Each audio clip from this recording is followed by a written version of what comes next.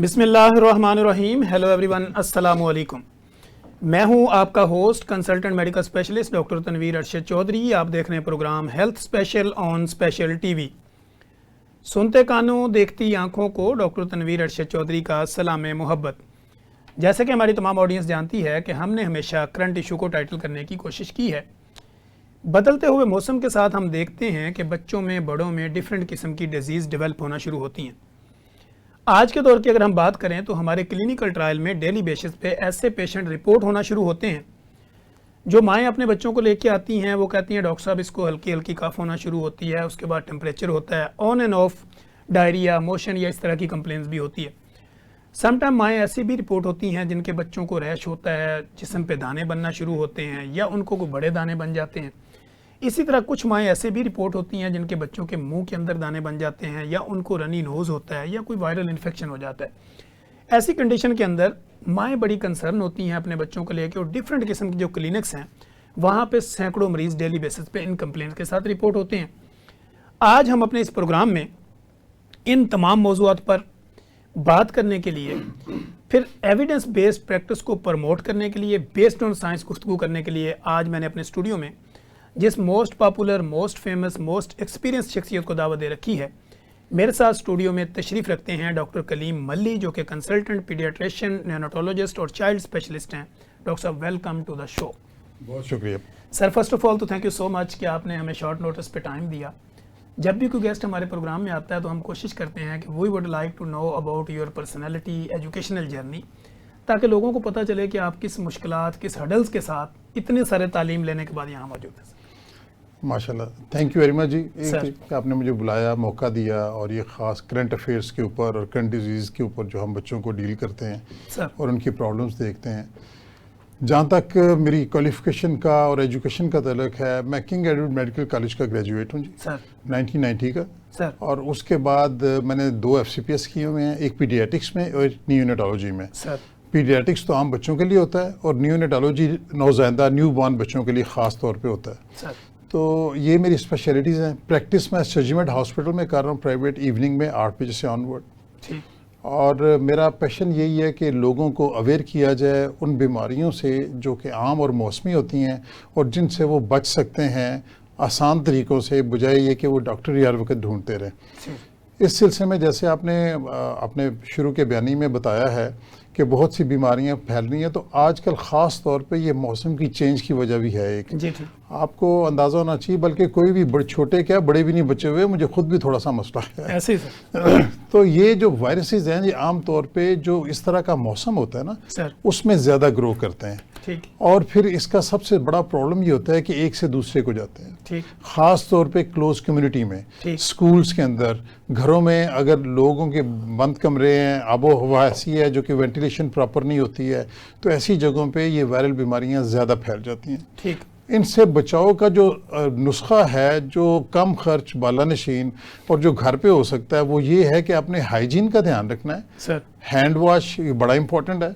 दूसरा ये है कि अगर किसी को घर में प्रॉब्लम है, स्नीजिंग है, कफ है, तो वो ये नहीं चाहिए कि मास्क वगैरह ज़रूर पहने ताकि एक से दूसरे को ना लगे।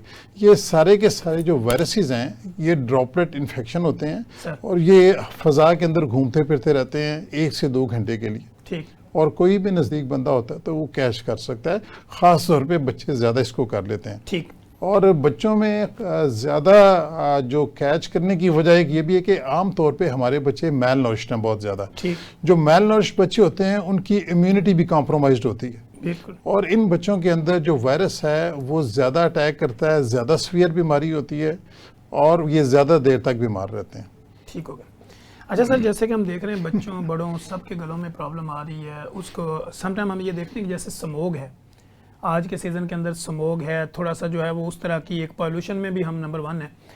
तो क्या ऐसी कंडीशन में माएँ ये सवाल करती हैं हमारे क्लिनिक पे आके कि हम अपने बच्चे को नहला सकते हैं? क्या हमारे बच्चे को रनी नोज़ है, बुखार है, तो इसका मतलब 8-8 दिन नहीं नहलाना या डेली बेसिस पे शावर दे सकते हैं? अच्छा, ये इंटरेस्टिंग बात है बड़ी आपकी। होता ये कि जो स्मॉग वगैरह जितनी भी चीज़ें हैं ना, एक तो ये है कि इनसे आपने बचना है। अभी ट्रैफिक कहीं जैम होती है तो इतना धुआं होता है, उसकी वजह से प्रॉब्लम होती है। सर, इस सारे मसले में जितने ज़्यादा आप सफाई का ध्यान रखेंगे उतना ही बेहतर रहेंगे। ठीक है। और तो और मैं ये समझता हूँ कि एक तो नहलाना, और आजकल जैसे सर्दियाँ शुरू हो रही हैं, नीम गर्म पानी के साथ नहलाएं। ठीक। और दूसरा ये कि स्टीम इनहेलेशन बहुत इंपॉर्टेंट है इसके अंदर, ठीक है। ताकि वो बच्चे फ्रेश हो जाएं। तो इसलिए जहाँ हाइजीन की बात होती है, डेली नहलाना चाहिए, उसमें कोई ऐसी पाबंदी नहीं है और उसका कोई नुकसान नहीं, बल्कि उल्टा फ़ायदा है। हाइजीनिकली ठीक रहेंगे तो आप सेहतमंद रहेंगे इंशाल्लाह। ठीक हो गया सर। जैसे डेंगू हम देख रहे हैं, बच्चों में अगर कोई डेंगू फीवर होता है तो क्या हाई ग्रेड फीवर में भी बच्चे को नहलाया जा सकता है? ओके, ये भी बड़ी अच्छी चीज़ है। गुजारिश ये है कि हाई ग्रेड फीवर का इलाज ही आमतौर पे, जो पहले हम पट्टियाँ करते होते थे, आपको याद ऐसे ही होगा, सर। और लेकिन उसमें पट्टियों करने में ना लोगों को पट्टियों करने का प्रॉपर तरीका भी नहीं पता होता। ठीक। वो पट्टी माथे पे रख के भूल जाते हैं कि जी ये पट्टियाँ हो रही हैं। ठीक। बेसिकली आपने बॉडी को वेट करना होता है, और बॉडी हीट के थ्रू वाटर वेपराइज होता है, वेपोरेट करता है। ठीक। जब वेपोरेट करता है तो साथ साथ हीट चली जाती है। ठीक। तो अगर किसी को हाई ग्रेड फीवर हो तो उसको तो ज़रूर नहाना चाहिए। उसकी एक वजह और भी है, वो वजह ये कि जिन बच्चों में अगर इम्यूनिटी भी कम है, और छोटे बच्चों में ख़ास तौर पे अगर हाई ग्रेड फीवर ज़्यादा परसिस्ट करे तो वो ब्रेन को भी इफेक्ट कर सकता है। तो हमारी कोशिश होती है, फेब्राइल फिट्स भी हो सकते हैं इवन बच्चों को, इसलिए उनका फीवर डाउन करना ज़रूरी है। आप देखें कि समटाइम्स एमरजेंसी में भी अगर कोई बच्चा बहुत हाई ग्रेड फीवर के साथ जाए तो डॉक्टर साहिबान उसको उधर भी कहते हैं पट्टियाँ करें, नहला दें, इसको देख लें। तो फीवर डाउन होना चाहिए, नहलाने में कोई मसला नहीं है। हाँ, एक प्रॉब्लम लोगों को अक्सर होती है, वो ये कहते हैं जी कि ठंड लगती है बच्चे को। तो अब याद रखें, जब बुखार तेज़ हो रहा हो या कम हो रहा हो, दोनों सूरतों में ठंड लगती है, तो इसलिए आपने घबराना नहीं है, आपने नहलाना है और टेम्परेचर को कंट्रोल करना है। ठीक। अच्छा सर, कुछ माएँ ये कंसर्न होती हैं, वो कहती हैं कि बच्चे को हाई ग्रेड फीवर है, इसके सर पे पानी डालेंगे कोई दिमागी बीमारी ना हो जाए। जी, इसमें ऐसे रियलिटी कितनी है? इसमें बिल्कुल कोई रियलिटी नहीं है, बल्कि अक्सर तो माएँ ये भी कहते हैं कि छाती पे पानी डालेंगे तो निमोनिया हो जाएगा। निमोनिया हो जाएगा। As a matter of fact वो बच्चा ऑलरेडी या तो दिमागी बुखार होता है या उसको निमोनिया होता है, आप वो एग्रीवेट कर रहा होता है आहिस्ता आहिस्ता, आपने नहलाया होता है तो आप ये समझते हैं कि इसकी वजह से हो गया है। ऐसी कोई बात नहीं है, आप सेफली बच्चे को नहला सकते हैं, उसका कोई तल्लुक नहीं है। वो जो बीमारी आपको नहीं पता लग रही थी, जिसने प्रोग्रेस करना था अगले 2, 4, 6 घंटे में, वो बस वो प्रोग्रेस की है। अदरवाइज जिसको वो मसला नहीं है उसको कुछ नहीं होता। ठीक है सर। पैदाइशी तौर पे पहले दिन से ही कुछ बच्चों को चेस्ट इन्फेक्शन और बुखार शुरू हो जाता है, तो माएँ कंसर्न होती है कि हमने कोई दवाई नहीं देनी, घरेलू टोटकों से ही ठीक करना है। तो बीइंग अ कंसल्टेंट आप क्या समझते हैं? ये बहुत इंपॉर्टेंट क्वेश्चन है। न्यू बॉर्न जो होते हैं ना, वो बहुत ज़्यादा वल्नरेबल होते हैं, उनके अंदर अभी इम्यूनिटी भी डेवलप नहीं होती। कुछ एंटीबॉडीज़ मदर से ज़रूर आती हैं जो प्रोटेक्ट करती हैं, लेकिन जैसे आपने कहा सांस ख़राब होता है, कुछ बच्चों को कंजेंटल निमोनिया होता है। आप ऐसी सूरत में अगर बच्चे को छोड़ देंगे तो वो तो जानवर ही नहीं हो सकेगा। तो जो न्यू बॉर्न्स हैं, और स्पेशली बहुत छोटे बच्चे, पहले महीने वाले, और स्पेशली पहले 6 महीने के अंदर अगर बच्चे को कभी भी कोई प्रॉब्लम हो, उसको ज़रूर कंसल्टेंट को दिखाएं ताकि वो असेस कर सके और आपको गाइड कर सके। बहुत सी बीमारियाँ ऐसी होती हैं जिनमें दवाई नहीं देनी होती, लेकिन अगर बच्चे का सांस ख़राब है, बच्चे को बुखार हो रहा है, बच्चा फीड नहीं ले रहा, वॉमिटिंग कर रहा है, ऐसी सूरत में लाजमी डॉक्टर को दिखाएं और उसका प्रॉपर इलाज कराएं। ठीक हो गया सर। कहा यह जाता है कि फार्मूला मिल्क और डॉक्टर, इनका रिलेशन आपस में मजबूत रहता है, तो क्या मदर फीड बेहतर है या फार्मूला मिल्क? मदर फीड का तो कोई अल्टरनेट है ही नहीं है। ठीक है। जहाँ फार्मूला मिल्क देना होता है वो सिर्फ उस सूरत में दी जाती है कि अगर मदर मिल्क किसी वजह से ना मिल रहा हो। ठीक है। अनफॉर्चुनेटली हमारी सोसाइटी में एक ट्रेंड चल पड़ा है कि मदर मिल्क ना दिया जाए, डब्बे का दूध दिया जाए। हमारी कोशिश होती है, और बीइंग न्यूरोलॉजिस्ट मेरी कोशिश होती है कि जो प्रेग्नेंट मदर है उनको एडवाइस किया जाए कि फ्रॉम द वेरी बिगनिंग आप अपना दूध पिलाएं, डब्बे से बच्चे को एक्सपोज ही ना करें। और जो बच्चे माँ का दूध पीते हैं उनमें इम्यूनिटी भी स्ट्रांग होती है, वो फाइट भी कर सकते हैं, और सबसे इम्पॉर्टेंट बात कि माँ का और बच्चे का बॉन्ड बहुत स्ट्रांग हो जाता है। बच्चे को वार्मथ मिलती है, दूध को आपको बॉयल नहीं करना पड़ता, रेडीमेड मिल जाता है। और जो बहुत सी ऐसी चीज़ें हैं, ओलिगोसैकेराइड्स ऐसे होते हैं जो कि दूसरे मिल्क में हैं ही नहीं है अभी भी। तो माँ के दूध का कोई मुतबादल नहीं है। मजबूरन में अगर आपको कभी यूज़ करना पड़े तो करें, और एज सून एज पॉसिबल माँ के दूध पे शिफ्ट हो जाएं। ठीक सर। माँ के दूध का जो पहला दिन होता है, उसमें हमने देखा कुछ इलाके ऐसे हैं कि वो माँ के दूध का जो पहला दूध होता है माँ का, वो बच्चे को नहीं देते, उसको वेस्ट कर देते। तो इसमें रियलिटी और मिथ्स कैसे क्लैरिफाई करें? जो माँ के दूध जो दूध होता है ना पहले दिन का, उसको हम कोलोस्ट्रम कहते हैं। सर, कोलोस्ट्रम की अहमियत ये है कि इसको दूसरे लफ्जों में लोगों को समझाने के लिए बताऊं, इट इज़ लिक्विड गोल्ड। ठीक है। आप लिक्विड गोल्ड बच्चे से बचा रहे हैं। उस कोलेस्ट्रॉल को नहीं दे रहे, और इसका एक कतरा समटाइम्स 1 औंस दूध के बराबर हो जाता है, इतनी एनर्जी होती है इसमें। इसको first vaccination of the child भी कहते हैं कि इसके अंदर एंटीबॉडीज और सारा कुछ होता है। तो ये जो कोलेस्ट्रॉल होता है ना, इससे डिप्राइव बच्चे को नहीं करना चाहिए। माँ की छाती से बच्चा लगता रहे, माँ का दूध पूरी तरह डेवलप होने में 2-3 दिन लग जाते हैं, लेकिन माँ को घबराने की जरूरत नहीं होती। जितना थोड़ा बहुत होता है वो बच्चे के लिए काफी होता है। नेचर ने माँ के दूध में बच्चे की खुराक का बंदोबस्त सारा किया होता है। तो अगर हम वो पिला दें बच्चे को, तो आप समझ लें पहली वैक्सीनेशन भी होगी, लिक्विड गोल्ड भी चला गया, और बच्चे की हेल्थ भी इंशाल्लाह पहले दिन से ही बेहतर हो जाएगी। ठीक हो गया। अच्छा सर, जैसे कि आपने ये कहा कि माओ को 2-3 दिन बच्चे को छाती के साथ लगाना चाहिए, ऐसी कंडीशन में हमने देखा माएँ कहती मेरा तो दूध आया ही नहीं, सास भी कहती कि नहीं आया, तो हम कहते हैं कि डब्बे के दूध पे लगा दें। तो माँ के दूध ना आने की वजह आपकी नज़र में क्या है? ओके, पहले तो ये मिसकंसेप्शन है कि माँ का दूध आता नहीं है। ठीक। प्रॉब्लम ये है कि माँ ये समझती है कि जितना दूध आना चाहिए उतना आ नहीं रहा।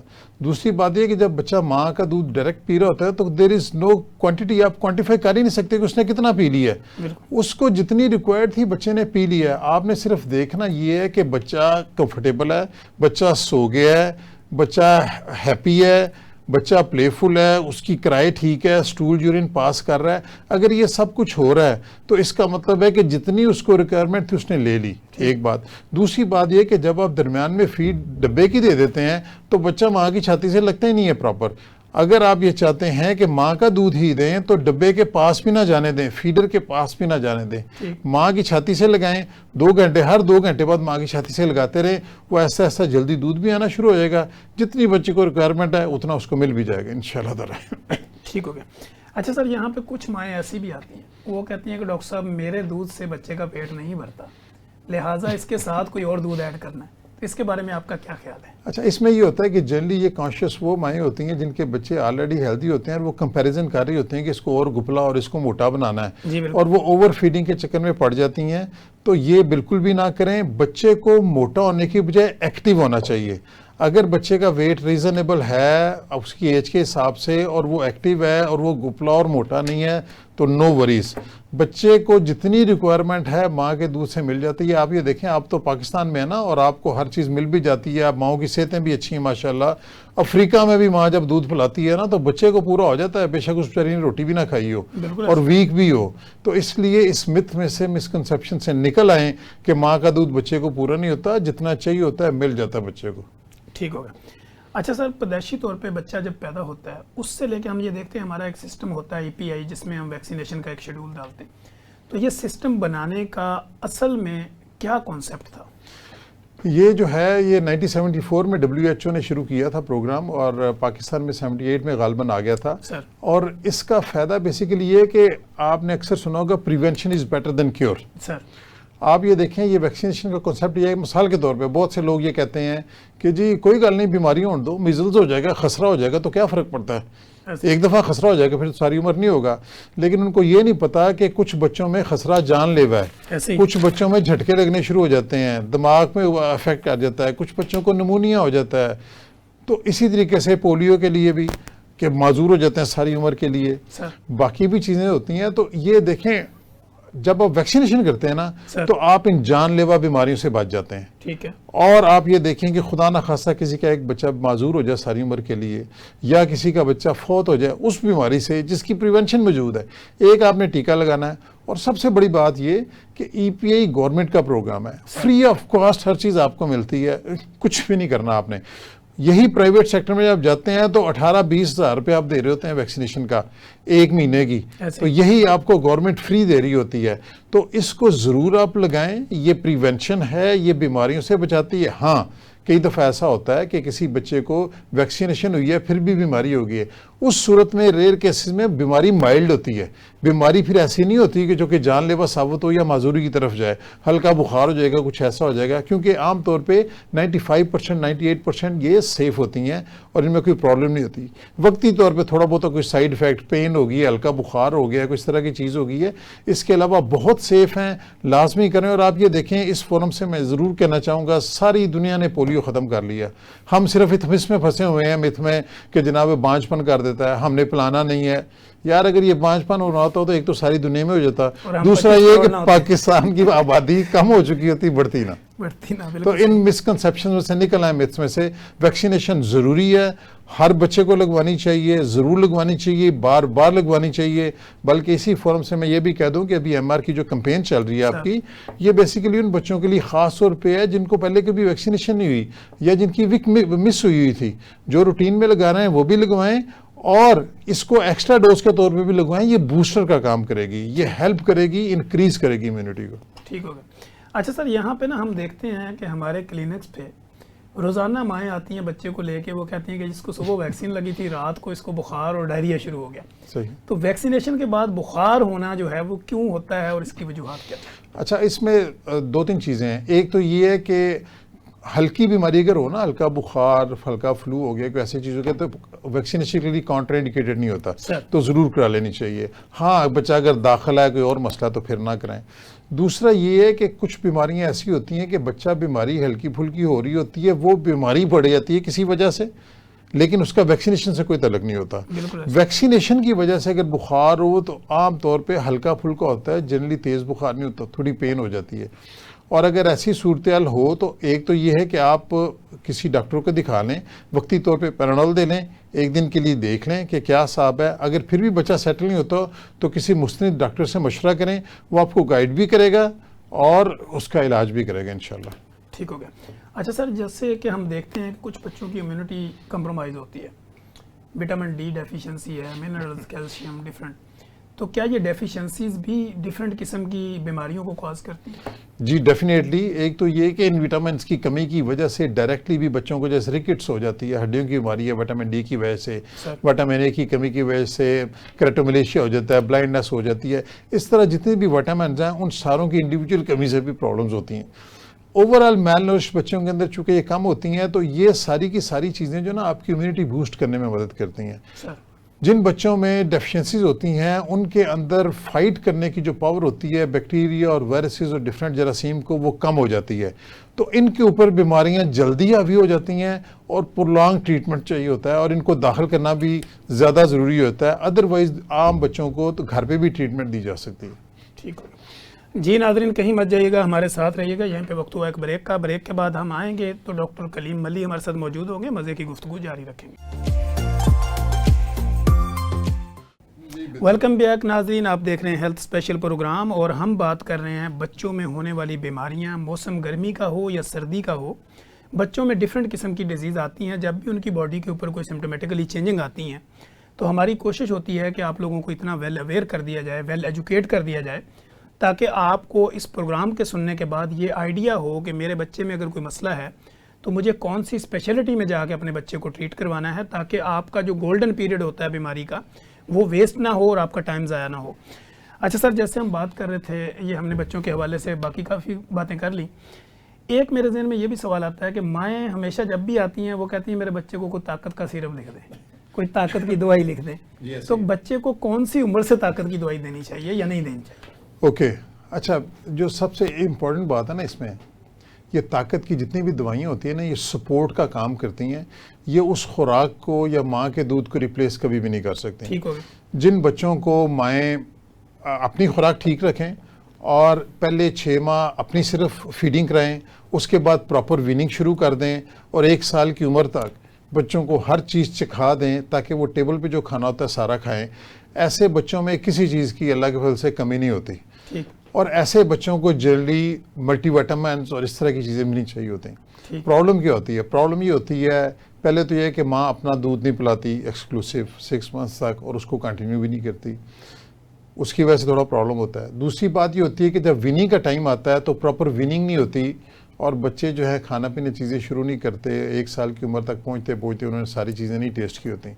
नतीजा ये होता है कि ये बच्चे जंक फूड के ऊपर लग जाते हैं, सलांटियाँ, pizza, juices, cold drinks, chocolates, टॉफ़ियाँ, इस तरह की मिसाल के तौर पे, और सेलेक्टिव होती है। मिसाल के तौर पे कुछ बच्चे आलू खाते रहेंगे सिर्फ, कुछ सिर्फ चावल लेते रहेंगे। ऐसे बच्चों में हमने अक्सर देखा है कि खून की भी कमी होती है और बाकी विटामिन्स की भी कमी होती है, माल नरिश्ड भी बहुत होते हैं। इनकी ग्रोथ भी नहीं होती, हाइट भी कम रह जाती है, वजन भी प्रॉपर नहीं बढ़ रहा होता। और अगर वजन बढ़ भी रहा होता है तो वो जंक की वजह से होता है, एम्प्टी कैलोरीज होती हैं, लेकिन हाइट उनकी स्टंटेड होती है। तो ऐसे बच्चों की ग्रोथ के लिए हम फिर सपोर्ट के लिए आयरन के सिरप्स भी देते हैं, मल्टीविटामिन्स भी देते हैं, लेकिन ये याद रहे कि जब कभी कोई डॉक्टर आपको लिख के दे तो ये सिर्फ सपोर्ट है, आपने बच्चे की डाइट बेहतर करनी है। और डाइट बेहतर करने का जो सादा सा फार्मूला मैं आपको बता दूं, वो फार्मूला ये है कि आपने बच्चे को वो दूसरी चीज़ें नहीं देनी। जब भूख लगेगी, बेशक 2, 4, 6, 8, 10 घंटे भूखा रहे, अल्टीमेटली वो लेगा। वैरायटी ऑफ थिंग्स उसके सामने रख दें, मुख्तलिफ चीज़ें पड़ी हों टेबल पे, जो उसने खानी है, अंडा भी हो, जो है कीमा भी हो, फल भी हो, सब्जी भी हो, पराठा भी हो, जो मर्जी हो, सारा कुछ वो दें। और एक ख़ास बात और ये कि माएँ दूध के ऊपर जोर रखती हैं, बहुत ज़्यादा दूध पिलाया जाता है बच्चों को। 1 साल के बाद आम तौर पे 2 गिलास से ज़्यादा दूध की बच्चों को रिक्वायरमेंट नहीं होती। तो वो जब सारा दिन बच्चा दूध ही पीता रहेगा तो वो क्या चीज़ें लेगा। तो इसलिए मल्टीविटामिन ज़रूर ले लें जिसको ज़रूरत होती है, लेकिन फोकस अपनी डाइट पे रखें और उनके टेस्ट डेवलप करें। ठीक हो गया सर। सर हम देख रहे हैं आजकल खसरा और चिकन पॉक्स, यानी मीजल्स और चिकन पॉक्स में अगर एक आम बंदा फ़र्क समझे तो कैसे समझे? ये दोनों बेसिकली वायरल बीमारियाँ हैं, और मीजल्स जो है वो तो आजकल एपिडेमिक हुआ है। चिकन का पॉक्स के भी बहुत से ज़्यादा हम केसेस देख रहे हैं।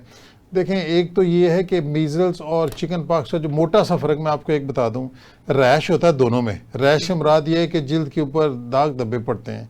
जो मीजल्स होता है उसका रैश जो होता है वो रेड सा होता है, सारे जिस्म पे होता है, फेस से स्टार्ट होता है और नीचे की तरफ जाता है, और इसी तरह क्लियर भी होना शुरू होता है। तो उसको जब आप टच करते हैं तो खुरदरा आपको लगता ज़रूर है, लेकिन वो सारा आपको रेड एक जैसा लग रहा होता है।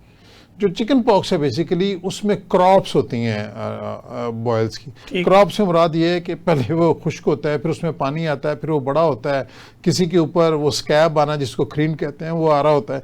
तो ये मुख्तलिफ एक ही वक्त में सारी चीज़ें चल रही होती हैं। तो अगर मुख्तलिफ तरह के दाने हों सारी बॉडी के ऊपर एक ही वक्त में तो दिस इज़ चिकन पॉक्स। और अगर एक ही तरह का यूनिवर्सल रेड हो रहा है, ऊपर से नीचे जा रहा है, तो दिस इज़ मीजल्स। जनरली तो यही इसका है। इसके अलावा अगर ना समझ लग रही हो तो किसी को दिखा लें, वो गाइड कर देगा। ठीक हो। इसमें सर ये भी कहा जाता है अगर वो कहते हैं पीप वाले दाने हो तो खसरा बन रहा है। नहीं, पीप वाले इसके चिकन पॉक्स में आते हैं, खसरे के अंदर नहीं होते ये वाले। वो पित्तनुमा दाने होंगे। वो पित्तनुमा दाने होते हैं आपके। ठीक हो। अच्छा सर, COPD और अज़मा, अगर हम इस दोनों में फ़र्क देखें कि दमा या चेस्ट की जो इन्फेक्शन होती है तो इसको किस तरह हम लोगों को बताएं? अच्छा, एस्थमा बेसिकली जो होता है ना, ये आप ये समझें कि शुरू में ये होता है क्रोनिक COPD। जो asthma hyper active airway disease है, लंग्स की एलर्जी है। आपके फेफड़े जो हैं उसमें एल्वियोलाई सिकुड़ जाते हैं, ठीक, उसमें सेक्रेशंस बन जाते हैं और सांस लेने में तकलीफ़ होती है। और इसको जब आप नेबुलाइज वगैरह करते हैं या इनहेलर लेते हैं या एंटी एलर्जीज लेते हैं तो उससे बेहतर हो जाता है। COPD बेसिकली जो होती है वो chronic at the end stage होती है किसी भी डिजीज़ की। क्रोनिक किसी को लंग डिजीज़ थी और वो अल्टीमेटली ऐसी स्टेज पे पहुंच जाती है कि जहाँ पे उसको कंटिन्यूसली मेडिकेशन भी चाहिए होती है और स्पेशल ट्रीटमेंट भी चाहिए होती है। तो ये जनरली एस्थमा, और बच्चों के अंदर आमतौर पे एस्थमा ही होता है।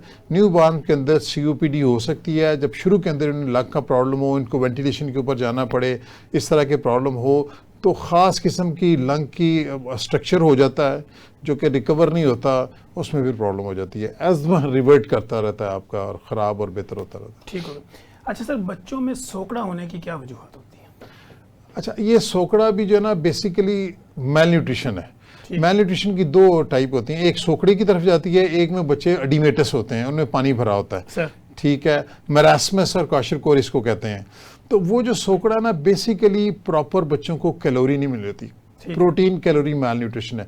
जितनी बच्चे को रिक्वायरमेंट है कैलोरीज की नहीं मिल रही, या तो वो दूध पानी मिला हुआ पी रहा है, दूध भी खालिस नहीं पी रहा, और उसके अलावा उसको कोई चीज़ मिल भी नहीं रही है। तो वो इस बच्चे को फिर बैलेंस डाइट जब तक नहीं होगी, उसमें फैट्स भी चाहिए, कार्बोहाइड्रेट भी चाहिए, प्रोटीन्स भी चाहिए, आपको मिनरल्स भी चाहिए, माइक्रोन्यूट्रिएंट्स भी चाहिए। वो जब सारी चीज़ें नहीं मिलती तो बच्चे सोकड़े की तरफ चले जाते हैं। और उसका हल फिर यही है कि आहिस्ता आहिस्ता आप उनको ऐड करना शुरू करते हैं, उनकी कैचअप होती है, उनकी ग्रोथ को देखते हैं, कैलोरीज को देखते हैं, और फिर हॉस्पिटलाइज्ड कुछ अर्सा के लिए ट्रीटमेंट देनी पड़ती है, उसके बाद फिर वो कंटिन्यू कर लेते हैं। ठीक हो गया। अच्छा सर, कुछ बच्चे हमने देखा है कि वो दूध पीते हैं और वही दूध बाहर निकाल देते हैं, यानी कच्चा दूध बाहर फेंकते हैं। तो जो पुरानी हमारी दादियाँ, नानियाँ, माइयाँ थी वो कहती थी कि ये अच्छी अलामत है कि ये कच्चा दूध बाहर फेंकता है, तो बीइंग अ कंसल्टेंट आप क्या समझते हैं? देखें, मेरे ख्याल में तो ये जो है ना, दूध कभी कभार तो चले बच्चा स्पिट कर ही देता है, लेकिन जनरली नहीं करना चाहिए। क्यों नहीं करना चाहिए? करना इसलिए नहीं चाहिए कि देखें, आप इसका ये मतलब ये है सिंपल वर्ड्स के अंदर कि आप सम हो वन वे और दी अदर ओवर फीड हो रहे हैं। आपको रिक्वायरमेंट नहीं थी, आपको मिल गया। असूली तौर पे जब जितना आप दूध पीते हैं वो नीचे की तरफ जाना चाहिए, आपके स्टमक में हजम होके नीचे। अगर स्टमक से ऊपर आ रहा है तो इसके अंदर यहाँ पे इकट्ठा हुआ था और आपने ऊपर से दे दिया। तो ऐसे बच्चों को कोशिश करें कि या तो गैप कर लें, अगर आप पहले 2 घंटे का गैप कर रहे थे 3 का कर लें, 3 का कर रहे थे तो 4 का कर लें, या क्वांटिटी कम कर लें उनकी। क्या आप अगर 6 औंस दे रहे थे तो 5 औंस कर लें।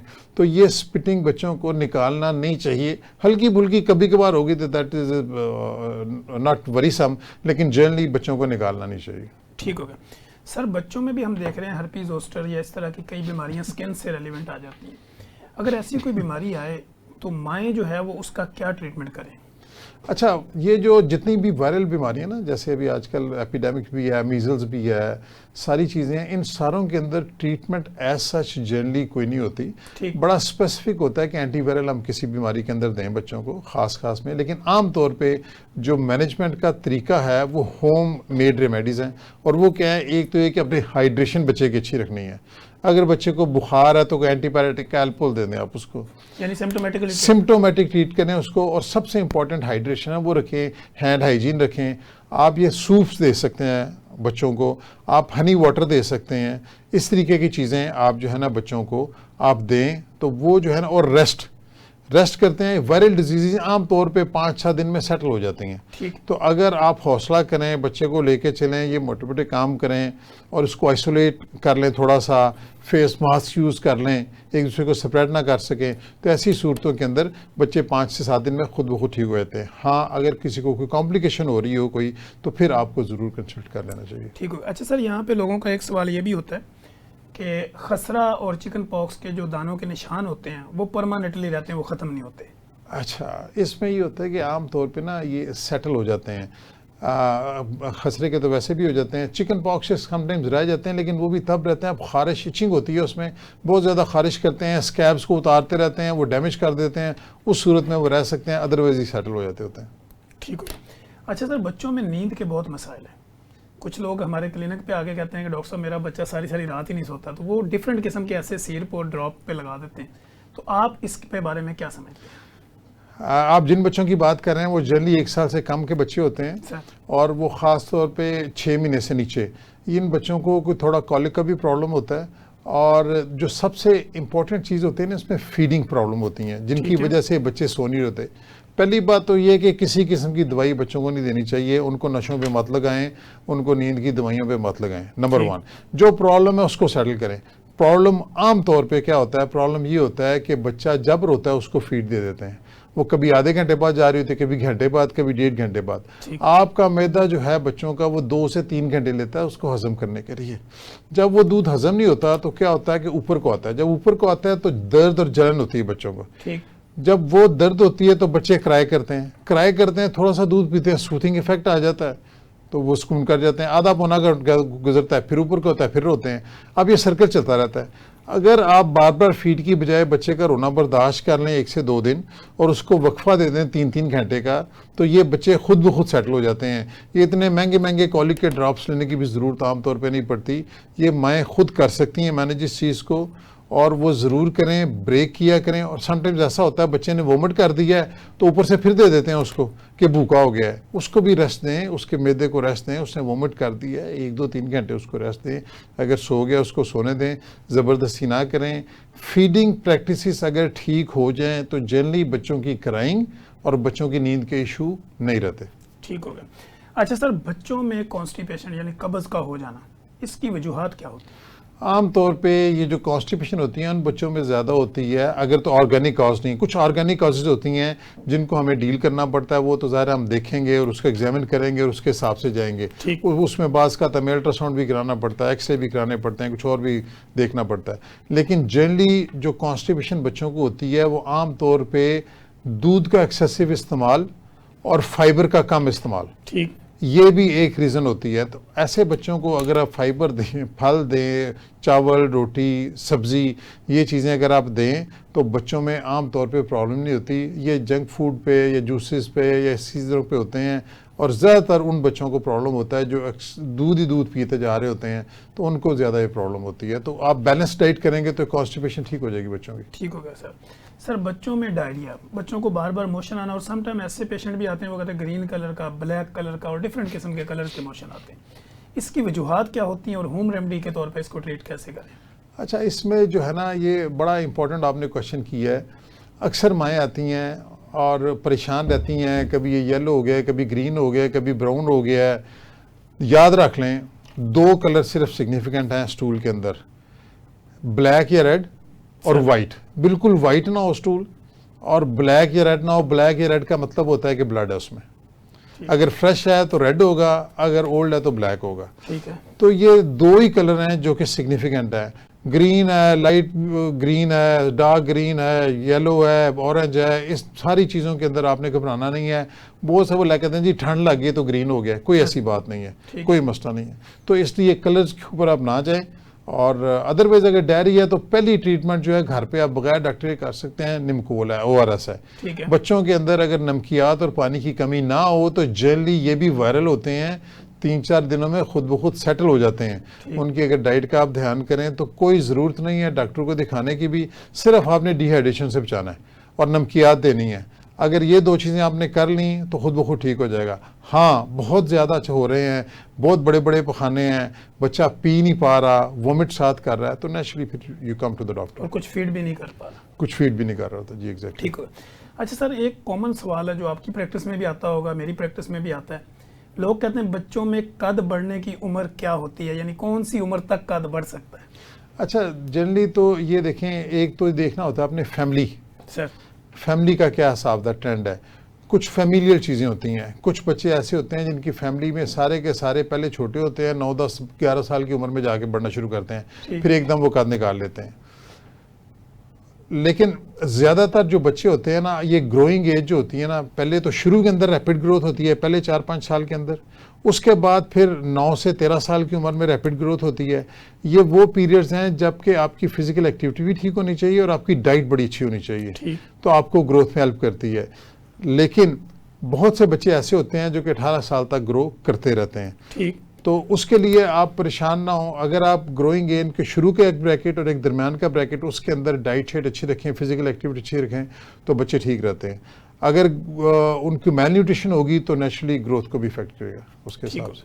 अच्छा सर, हम देख रहे हैं कि आजकल सेल्फ मेडिकेशन भी हमारे मुल्क में, बल्कि पूरे बर-ए-आज़म एशिया में आम है।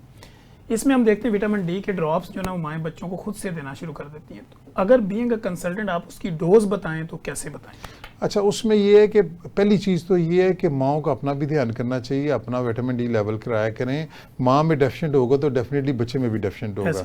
तो अक्सर हमारी माएँ जो हैं वो भी डेफिशिएंट होती हैं। एक तो ये कि उनकी अपनी मेल न्यूट्रिशन होती है, दूसरी वजह ये है कि आजकल हम धूप को तो एक्सपोज ही नहीं होते, ना खुद होते हैं ना बच्चों को नहीं देते हैं। तो इसलिए खुद भी एक्सपोज हों धूप को और बच्चों को भी एक्सपोज करें धूप से, उससे आपकी विटामिन डी नेचुरल बनती है। जहाँ तक डोज की बात है तो न्यू बॉर्न को जनरली हम 1 ड्रॉप डेली के हिसाब से देते हैं। देयर इज़ नो हार्म, आप उसको दे सकते हैं। लेकिन अगर किसी बच्चे ने कोई इंजेक्शन लगवा ली है विटामिन डी के या ड्रॉप्स 2, 4, 6 महीने से पी रहा है तो उसका लेवल ज़रूर कराएं। याद रखें, जहाँ इसकी कमी है वहाँ पर इसका एक्सेस भी हो जाता होता है। ठीक है। और इसकी टॉक्सिसिटी भी होती है और उसके अपने साइड इफ़ेक्ट्स हैं। तो इसलिए अगर आपने बच्चों को 2-3 टीके पिला लिए हुए हैं, ड्रॉप्स आप देते चले जा रहे हैं, तो हर दफ़ा ही ना देते रहे, उसका लेवल भी कराएं। अगर वो लेवल नॉर्मल है तो बार बार मत दें, अगर नहीं डेफिशिएंट हैं तो फिर ज़रूर दें। और ये बड़ों को भी लेना चाहिए, बड़े भी अक्सर जो हैं वो डेफिशिएंट ही होते हैं। ठीक हो गया sir. Sir, new born baby के अंदर जॉइंटिस की अलामतें बहुत आती हैं। माएँ जब लेके आती हैं बच्चा पेल येलो होता है प्रॉपर, तो इसका ट्रीटमेंट होम रेमेडी में क्या होगा और मेडिकली क्या होगा? ओके, ये बहुत ही इंपॉर्टेंट क्वेश्चन है इस सेंस में कि इसमें एक मिथ बड़ी लोगों की क्लियर हो जाएगी। और वो मिथ क्या है? मिथ क्या है कि वो कहते हैं जी धूप लगवानी है, धूप लगाने से जॉन्डिस ठीक हो जाता है। अच्छा, मैं आपको सिर्फ एक छोटी सी मिसाल देता हूँ। धूप के अंदर जो वेव्स होती है ना, फ्रीक्वेंसी फर्ज कर लें 1 to 10 है, तो 6 नंबर की इसको चाहिए बच्चे को, वेव लेंथ या फ्रीक्वेंसी या रेडिएशन जो भी है। तो अब उस 1 से 10 में वो 6 भी तो है ना, सर। तो हल्का सा फर्क तो डाल देती है, 19-20 का आप कह लें, सर। लेकिन वो उसका हल नहीं है। जो बच्चों को जिनका जॉन्डिस ज़्यादा स्पीड होता है उनको फोटोथेरेपी देनी पड़ती है, ठीक। मशीन के नीचे डाल के शुआएं देनी पड़ती हैं, रेडिएशन जाती हैं, रेडिएट किया जाता है, वो उसकी जो स्पेसिफिक वेवलेंथ के अंदर होती हैं तो वो इफेक्ट करती हैं। अक्सर माएँ धूप लगवाते लगवाते जब हमारे पास आती हैं तो लेवल इतना ज़्यादा हो जाता है कि उसका ब्लड ट्रांसफ्यूज करने की ज़रूरत पड़ जाती है, एक बात। दूसरी, इसको हल्का नहीं लेना चाहिए। अगर बहुत ज़्यादा जॉन्डिस हो जाए तो ये इवन ब्रेन पे इफेक्ट करता है, ठीक। और वो बच्चों के लिए ख़तरनाक हो सकता है।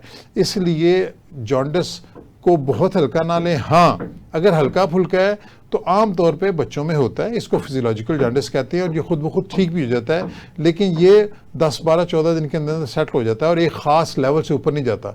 अगर आपको कभी भी लगे कि बच्चा ज़्यादा पीला लग रहा है तो एक दफ़ा उसका बिलिरुबिन लेवल करा के देख लें और वो डॉक्टर से कंसल्ट कर लें। अगर वो एक नॉर्मल रेंज के अंदर है तो नो वरीज, कुछ नहीं करना, धूप भी नहीं लगवानी, बच्चा खुद ही ठीक हो जाएगा अगले 2 हफ्ते के अंदर। लेकिन अगर वो लेवल ज़रूरत से ज़्यादा है तो फिर किसी मुस्तैद डॉक्टर को दिखाएं और उसका प्रॉपर इलाज कराएं, अदरवाइज ये ख़तरनाक हो सकता है। Thank you so much sir. आपके साथ बड़ी ज़बरदस्त गुफ्तगू जारी थी, लेकिन जब हम स्टूडियो में होते हैं टाइम लिमिटेशंस होती है, हमारा टाइम ख़त्म हो चुका है। डॉक्टर साहब, हमारे पास आखिरी 2 मिनट हैं। डॉक्टर कलीम मल्ली का पब्लिक के नाम क्या पैगाम, और पब्लिक आपसे कांटेक्ट कैसे करें? जी, थैंक यू वेरी मच ये अपॉर्चुनिटी देने के लिए। पब्लिक के लिए मेरा ये है कि देखें, आजकल क्या हमेशा ही पाकिस्तान में हर दूसरे तीसरे साल बाद ना एपिडेमिक्स आने शुरू हो जाते हैं, वायरल डिजीज़ जो है वो सरफेस कर जाती हैं।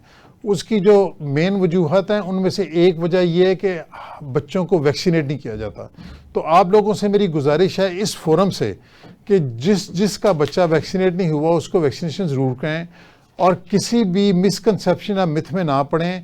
और आपको ये यकीन होना चाहिए कि ये सारी की सारी वैक्सीनेशन सेफ़ है, टाइम टेस्टेड हैं, और ये बच्चों को ख़तरनाक बीमारियों से बचाती हैं। तो आपका एक बच्चा सिर्फ एक नहीं कि आप कहेंगे मैं ऐसे नहीं करवाता, आपका एक बच्चा अगर बीमार होगा तो वो कई और को बीमार कर देगा। मीज़ल्स की मिसाल ले लें, ये 15 से 20 बच्चों को, एक बच्चे को जिसको मीज़ल होता है उनको ट्रांसमिट कर सकता है। तो इसलिए ये कम्युनिटी सर्विस है, पब्लिक सर्विस है, मुआशरे के लिए आप अच्छा काम करेंगे, सिर्फ अपने लिए नहीं, अपने बच्चे के लिए तो आपने करना ही करना है। तो वैक्सीनेशन ज़रूर करें। ये जितनी भी कैंपेन्स होती हैं ये आपके फ़ायदे के लिए होती हैं। अक्सर लोग ये कहते हैं जी बार बार हम वैक्सीनेशन कराएं, ये बार बार वैक्सीनेशन सारे बच्चों के लिए है, ज़रूर करवाएं, गवर्नमेंट का साथ दें और अपने माशरे को हेल्दी करें। और दूसरी बात यह है कि आप अपने घर के अंदर हाइजीन का प्रॉपर ध्यान रखें, हाथ धोना और उसको नीट रहना बहुत ज़रूरी है। इस फोरम से फ़िलहाल मेरा ख्याल है इतना ही काफ़ी है। इंशाल्लाह दोबारा कभी मुलाकात होगी तो फिर गुफ्तगू करेंगे। बहुत शुक्रिया। जी नाज़रीन, आपने देखा है कि डॉक्टर कलीम मल्ली हमारे साथ मौजूद थे, बड़ी ज़बरदस्त मुदल्लल बेस्ड ऑन साइंस गुफ्तगू जारी रखे हुए थे। तो अगर आपको हमारे इस प्रोग्राम से मुतल्लिक़ किसी भी तरह की कोई इन्फॉर्मेशन चाहिए हो, आप कमेंट बॉक्स में आए, नेगेटिव लिखें या पॉजिटिव लिखें, लेकिन ज़रूर लिखें। जब आप लिखते हैं तो हमारी रीच बढ़ती है और हमें अपनी इस्लाह का मौका मिलता है, और हम आपके कमेंट्स की राय को मद्देनज़र रखते हुए नेक्स्ट प्रोग्राम को डिज़ाइन करने की कोशिश करते हैं। मुझे डॉक्टर कलीम मल्ली और मेरी प्रोडक्शन टीम को इजाज़त दीजिए। हम दोबारा एक नए गेस्ट के साथ एक नए सवाल जो आपके साथ दोबारा हाजिर होंगे। तब तक के लिए इजाज़त दीजिए। अल्लाह हाफिज़।